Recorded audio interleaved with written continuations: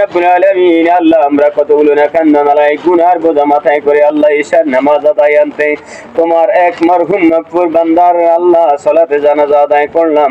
ইয়া আল্লাহ জোহরের নামাজের পরে খতম কোরআন তেলাওয়াত করা হয়েছে, এমনি ভাবে আরো একটা জানাজা হয়েছে। রব্বুল আলামিন যা কিছু আদায় করেছি ভুল ত্রুটি ক্ষমা করে দিয়ে কবুল করে না, অগণিত সওয়াব মঞ্জুর করে নবীজির রওজা পৌঁছায় দাও। তমাম বিশ্ব জগতের সকল ইমানদারের কবরে পৌঁছে দাও।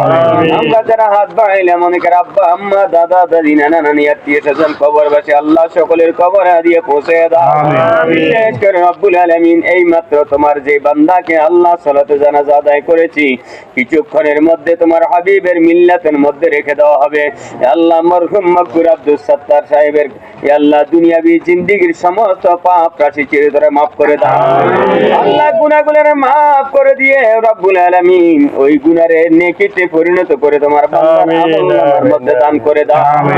আল্লাহ তোমার বান্দাকে কবরস্থ করার সাথে সাথে তোমার বন্ধুর নুরানি ফুল মুবারক কবুল করে নাও। আল্লাহ শোকত পরিবারকে ধৈর্য ধারণ করার তৌফিক দিয়ে দাও। আল্লাহ ওনার ছেলে মেয়ে আত্মীয় স্বজন পরিবার পরিজন সহ আল্লাহ যারা যে অবস্থায় আছে আল্লাহ সবাইকে তুমি কবুল মঞ্জুর করে নাও। আল্লাহ আজকের জানাজার নামাজকে আমাদের জন্য রব্বুল আলামিন হাশরের ময়দানে নাজাতের উসিলা বানায়া দিও। আল্লাহ আজকের এই জানাজাকে উসিলা করে আমাদেরকে তুমি জাযায়ে খায়ের দান করে দিও। রব্বানা তাকাব্বাল দুআনা ওয়া দুআল হাজিরিন বিউসিলাতি মুহাম্মাদিন সাল্লাল্লাহু আলাইহি ওয়া সাল্লাম আজমাইন। আখির তামান্না জাআ ইনদাল মাউতি শাহাদাতু আল্লা ইলাহা ইল্লাল্লাহ মুহাম্মাদুর রাসূলুল্লাহ।